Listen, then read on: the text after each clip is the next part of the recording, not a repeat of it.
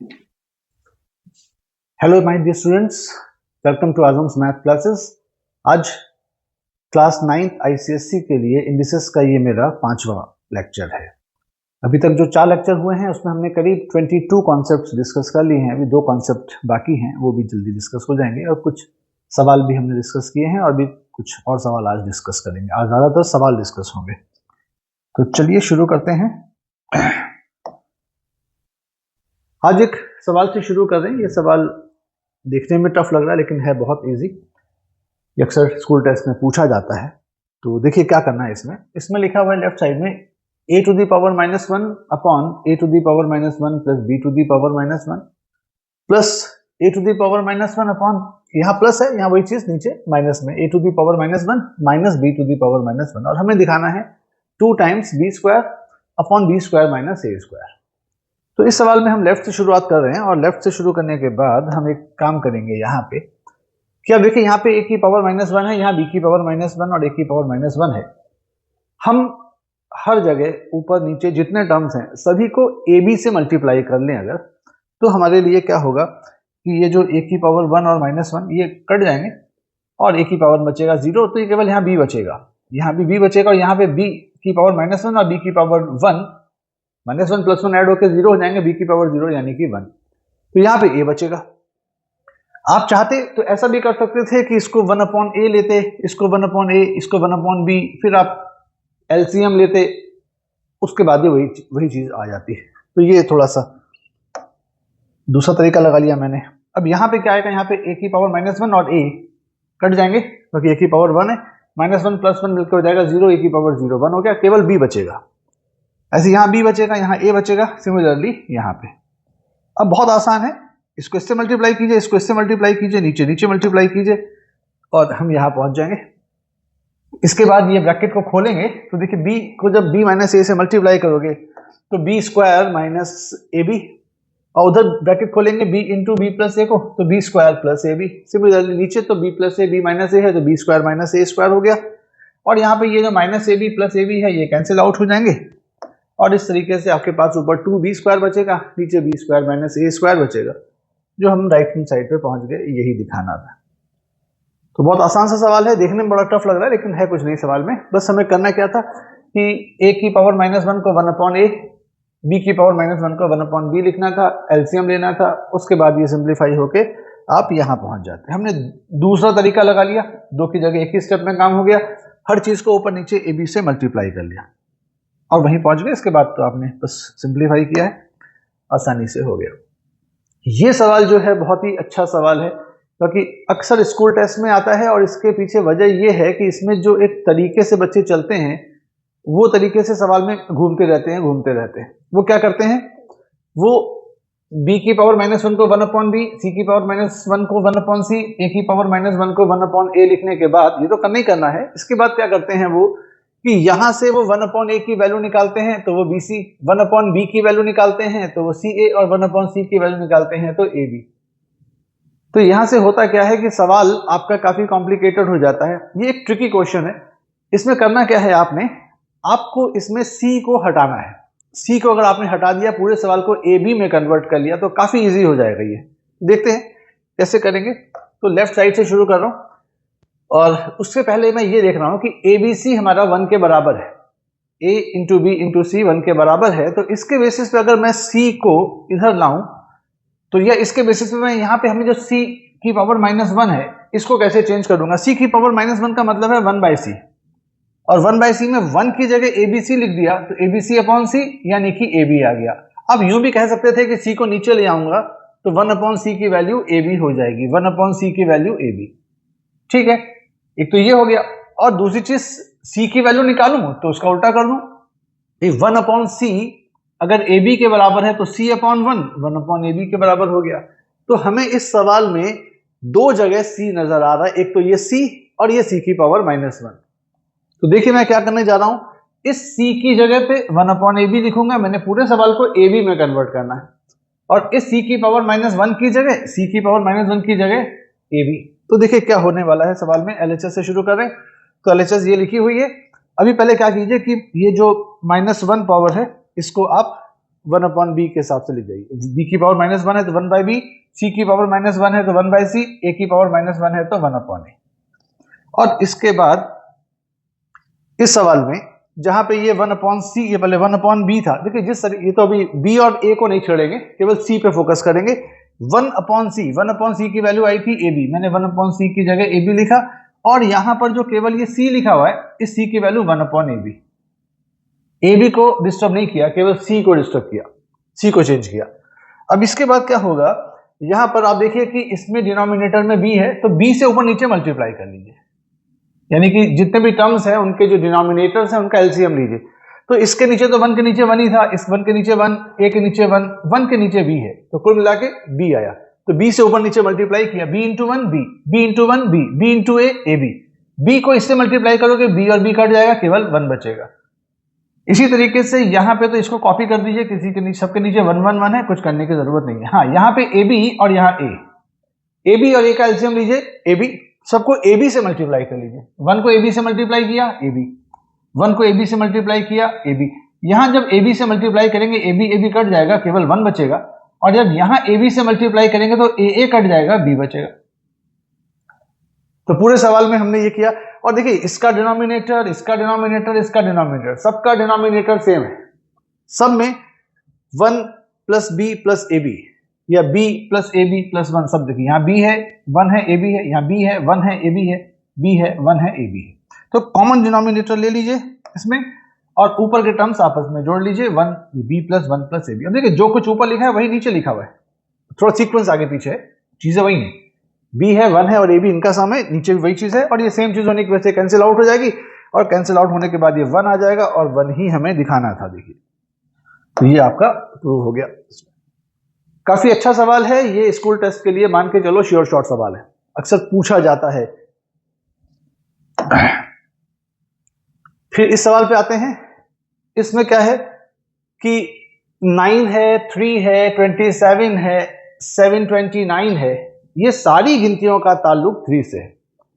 9 है 3 का स्क्वायर, 27 है 3 का क्यूब, और ये 729 है ये 3 की पावर 6 है। 3 की पावर 6 करिएगा तो 729 आएगा। तो अब देखिए हम क्या करने जा रहे हैं, इन नंबर्स को 3 के टर्म्स में लिखने जा रहे हैं। तो ये बात दे रखिए और हमें वो प्रूफ करना है, तो चूंकि ये दिया है तो इसी से शुरुआत कर रहे हैं। तो इस 9 को लिखा मैंने 3 का स्क्वायर, इस 27 को लिखा 3 का क्यूब, बाकी ये 729 को 3 की पावर 6, ये तो 3 बेस था ही, यहां भी कोई प्रॉब्लम नहीं है। अब क्या करेंगे, अंदर की पावर बाहर की पावर आपस में मल्टीप्लाई होने वाला रूल जगह जगह लगा दीजिए। इसको जब लगाओगे तो ये 2 को n प्लस 1 से मल्टीप्लाई करोगे तो 2n प्लस 2 हो गया, ये मल्टीप्लाई होगा, माइनस माइनस कट जाएगा, 2 कट जाएगा, केवल n बचेगा, ये 3 और n मल्टीप्लाई हो जाएगा, और ये पावर जो है ये इन दोनों टर्म्स पे डिस्ट्रीब्यूट हो जाएगी। जैसे हमने कहा था ab ब्रैकेट की पावर n, तो a की पावर n इंटू b की पावर n, वो लगाइए, तो 2 का क्यूब इंटू 3 की पावर में m था, 3 से मल्टीप्लाई होगा 3m। अब इसके बाद ये जो बेस सेम है और यहां मल्टीप्लीकेशन का निशान है, कुछ नहीं है तो मल्टीप्लीकेशन मानेंगे, तो ये इंडिसेस जोड़ जाएंगी। तो ये किया हमने यहां पर 3 की पावर में ये 2n प्लस 2 में n जोड़ दिया, ये बाकी सब कुछ वैसे ही कॉपी कर दिया, ये 2 का क्यूब की जगह 8 लिख दिया। अब इसके बाद यहां से ये 2n और n मिलके 3n हो गया, प्लस 2 है ही। अब यहां पे क्या करना है, इस 3n प्लस 2 को स्प्लिट कर देंगे। 3 की पावर में 3n प्लस 2 है तो इसको 3 की पावर 3n इंटू 3 की पावर 2 में स्प्लिट कर दिया, ताकि 3 की पावर 3n कॉमन लिया जा सके। यहाँ पे 3 की पावर 3n है और यहाँ पे 3 की पावर 3n यहाँ पे हमने स्प्लिटिंग से ले लिया। ऊपर 3 की पावर 3n कॉमन ले लीजिए, जब कॉमन निकालेंगे तो यहाँ पे 3 का स्क्वायर बचेगा, और यहाँ पे ये तो चला गया बाहर, तो यहाँ 1 बचा। ध्यान से देखिए, 3 का स्क्वायर 9, 9 माइनस 1 8, वो 8 इस 8 से कैंसिल हो जाएगा। अगले स्टेप में आप देख रहे हैं वो 8 बन गया, वो कैंसिल हो गया, और यहां पे ये बचा 3 की पावर 3n और यहां बचा 3 की पावर 3m लेफ्ट साइड में, और सेम बेस है, मामला डिवीजन का है, तो इंडिसेस सब्ट्रैक्ट हो जाएंगी। तो ये आ जाएगा 3 की पावर में 3n माइनस 3m, और उधर इस 3 की पावर 6 को ऊपर लाओ, तो नीचे से ऊपर लाओगे तो जो 6 लिखा है वो -6 बन जाएगा। अब ये दोनों के बेसिस बराबर हैं, इक्वल, यहाँ पे इक्वल का निशान लगा, इसका मतलब इंडिसेस को हम इक्वेट कर लेंगे। तो 3n माइनस 3m माइनस 6 के साथ इक्वेट होगा।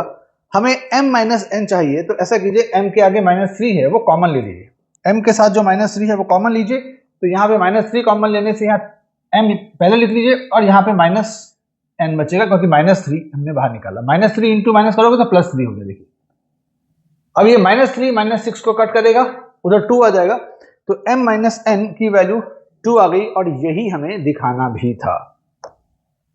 काफी इंपॉर्टेंट सवाल है, इसको फिर से देखिएगा रिवाइंड करके, वीडियो को बैक करके, बहुत इंपॉर्टेंट है, मान के चलिए स्कूल टेस्ट में अक्सर आता रहता है। तो ये बड़ी गिनतियां जो है थोड़ा बहुत ध्यान रखिए, 729 का 3 से क्या ताल्लुक है। तो ये 3 इंटू 3 करोगे 9, ये 9 का क्यूब है एक्चुअली, तो 3 का स्क्वायर हो गया 9, और उसका क्यूब करोगे तो ये चीज आ जाएगी, तो 2 इंटू 3 6 पावर आ जाएगी। अब 6 पावर को 3 की पावर 6 को 3 का स्क्वायर फिर ब्रैकेट का क्यूब, तो 3 का स्क्वायर तो हो गया 9, 9 का क्यूब होता है 729। चलिए नेक्स्ट सवाल पे आते हैं। ये बहुत ही अच्छा सवाल है, ये भी काफी इंपॉर्टेंट है।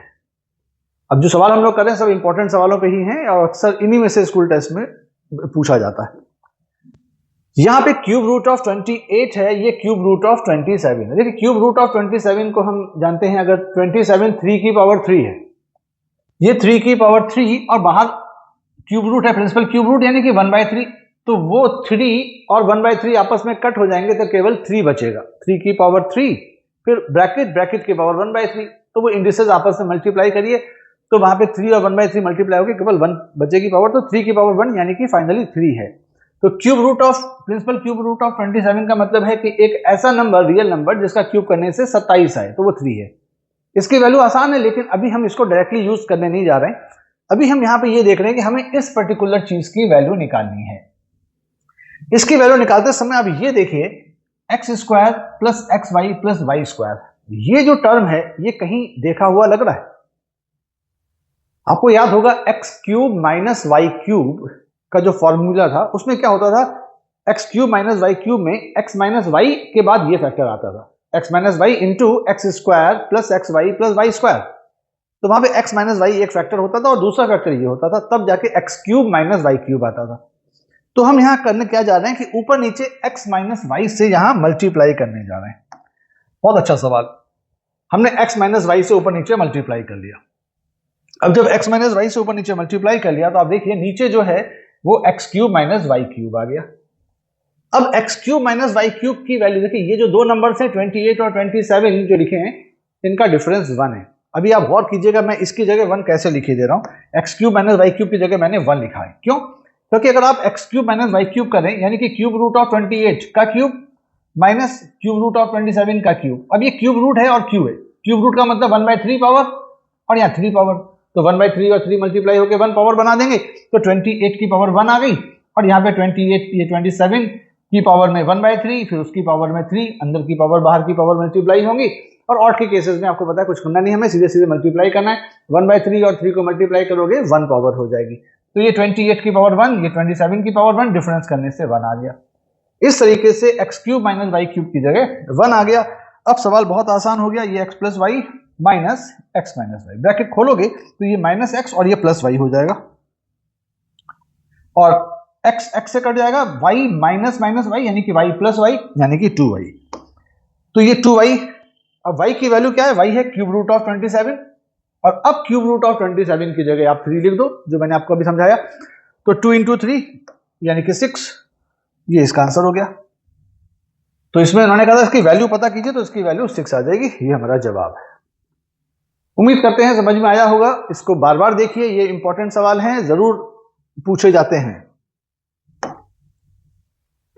अब ये एक कॉन्सेप्ट और देख लीजिए, 24 कॉन्सेप्ट में से हम 23rd कॉन्सेप्ट पे आ गए हैं, और इस कॉन्सेप्ट में क्या बताया गया है कि अगर प्राइम बेसिस है, प्राइम नंबर बेसिस है, और हमें कई प्राइम नंबर बेसिस के ऊपर टर्म्स कुछ भी इंडिसेस लिखी गई हैं, वो मल्टीप्लाई हो रहे हैं और वो इक्वेट हो रहे हैं, राइट साइड में भी यही प्राइम नंबर बेसिस हैं, और इन पे भी कुछ अगर यहाँ पे लिखा हुआ है, यहाँ पे जैसे यहाँ पे a की पावर m इंटू b की पावर n है, उधर भी यही a b बेसिस है, a b प्राइम नंबर थे, अलग अलग प्राइम नंबर थे, डिस्टिंक्ट मतलब different, a b are distinct prime numbers.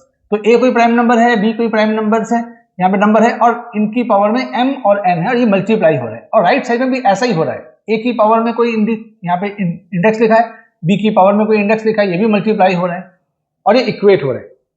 तो ऐसे में a की पावर में जो लिखा हुआ है इंडेक्स, इधर a की पावर में जो इंडेक्स है, ये दोनों इंडिसेस आपस में बराबर होंगी। ऐसी b की पावर में n है, इधर b की पावर में q है, तो n और q आपस में बराबर होंगे। ऐसा क्यों होगा? रीजन बहुत आसान है। आप जानते हैं कि प्राइम नंबर्स को हम फर्दर फैक्टराइज नहीं कर सकते। जैसे 3 है, अब 3 तो 1 इंटू 3 है, अब आप चाहें कि इसको और प्राइम नंबर्स के टर्म्स में लिख पाएं, ऐसा है नहीं। जैसे कि एग्जांपल के तौर पे कोई भी और नंबर की बात करते हैं जो प्राइम नहीं होता, जैसे 6 है, तो 6 को 2 इंटू 3 लिख सकते हैं आप, दो अलग अलग प्राइम नंबर्स के टर्म्स में लिख सकते हैं। अब चूंकि ये खुद ही प्राइम है, और प्राइम नंबर्स में क्या होता है, अगर आप उसके फैक्टराइजेशन करेंगे तो 1 और वो नंबर खुद, 1 से मल्टीप्लाई करो ना करो वो बात बराबर है। तो यानी कि इसका इधर फर्दर स्प्लिटिंग नहीं हो सकती, उधर वाले की भी नहीं हो सकती। तो यानी कि जो ए पे यहां रेज्ड है वही वहां पे भी रेज्ड रहा होगा, इसका कोई फैक्टर बी में नहीं चला गया होगा, ना बी का कोई फैक्टर इसमें ए में आ गया होगा, क्योंकि बी भी प्राइम नंबर है, उसकी भी स्प्लिटिंग नहीं हुई होगी। इस तरीके से हम ये कह सकते हैं कि ए पे जो भी रेज्ड है, राइट साइड में भी वहां पे ए पे भी वही रेज्ड होगा। तो m की वैल्यू p के बराबर होगी और n की वैल्यू q के बराबर होगी। तो जब भी ऐसा होगा तो आप इस प्राइम नंबर a पे जो भी रेज्ड है, राइट साइड में a पे जो भी रेज्ड है, उनको आपस में इक्वेट कीजिए, m को p के साथ, और b बेस के ऊपर n था, उधर b बेस पे q है, तो n को q के साथ। तो चलिए इसको इस्तेमाल करते हैं सवाल में। या जैसे एग्जांपल के तौर पे लेफ्ट साइड में ये लिखा है, राइट में ये लिखा है, अब ये देखो प्राइम नंबर 2, यहाँ भी प्राइम नंबर 2, 3 3 7 7, 2 3 7 सब प्राइम नंबर्स हैं। तो यहाँ पे इस 2 पे 3 इंडेक्स रेज्ड है, यहाँ पे p इंडेक्स रेज्ड है, तो ये p और 3 बराबर होंगे। यहाँ पे 3 की पावर में 1 है, 3 की पावर में q है, तो q की वैल्यू 1 हो जाएगी। 7 की पावर में 2 है, 7 की पावर में r है, तो r की वैल्यू 2 हो जाएगी। इस तरीके से हम ये कह सकते हैं p 3 के बराबर आएगा, q 1 के बराबर आएगा और r 2 के बराबर आएगा। तो इस तरीके से डायरेक्ट कंपैरिजन करके हम इसकी वैल्यू निकालेंगे। तो चलिए सवाल में इसका इस्तेमाल करते हैं। ये सवाल है आपके सामने कि 1176 is equal to 2 to the power p, 3 to the power q, 7 to the power r। तो आपको बताना है कि भाई ये p, q, r की वैल्यूज क्या हैं, और इसके बाद इन वैल्यूज का इस्तेमाल करके इस पर्टिकुलर की वैल्यू निकालनी है। चलिए देखते हैं क्या करेंगे। तो सबसे पहले ये जो नंबर है आपका 1176, हम इसके प्राइम फैक्टराइजेशन करने जा रहे हैं। पहला प्राइम नंबर आप जानते हैं 2 होता है, 1 प्राइम नंबर नहीं होता है, ठीक है, ये ध्यान रखिएगा। तो पहला प्राइम नंबर 2 है, 2 से इसको डिवाइड कीजिए तो बना 580 है, 588 भी 2 से डिविजिबल है, 2 से काटिए 294, फिर ये भी 2 से डिविजिबल है 147। अब 147 2 से डिविजिबल नहीं है क्योंकि आखिरी गिनती ऑड आ गई। हाँ, इनका सम जो है वो 3 का मल्टीपल है, तो 3 नेक्स्ट प्राइम नंबर 3 से डिवाइड करेंगे 49 आ गया। अब 49 3 से नहीं कटेगा, नेक्स्ट प्राइम नंबर 5 से भी नहीं कटेगा, फिर नेक्स्ट प्राइम नंबर 7 से काटिए, 7 7 49, फिर 7 7, तो जब 1 आ जाए तो बात खत्म। तो ये जो 1176 लिखा हुआ है ये इन सारे प्राइम नंबर्स के प्रोडक्ट के बराबर होगा। तो हम यहाँ पे कह सकते हैं 1176 किसके बराबर है, 2 इंटू 2 इंटू 2 यानी कि 2 का क्यूब, 3 की पावर 1, 7 की पावर 2, इसके बराबर है।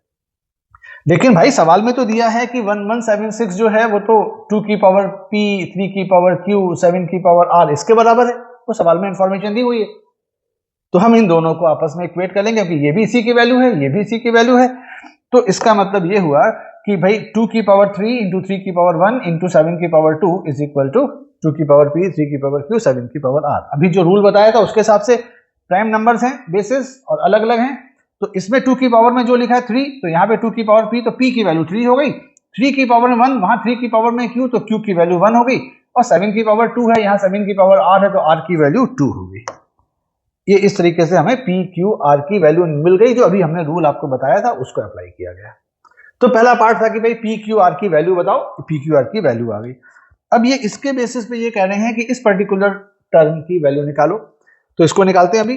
तो p, q, r की जगह नंबर्स को पुट कर दीजिए। अब ये 2 की पावर 3 का मतलब 8 हो गया, 3 की पावर 1 का मतलब 3 हो गया, 7 की पावर -2 इसको नीचे लाओ तो 7 की पावर +2 हो जाएगा, और 7 की पावर +2 यानी कि 49। तो ये ऊपर 8 इंटू 3 24/49।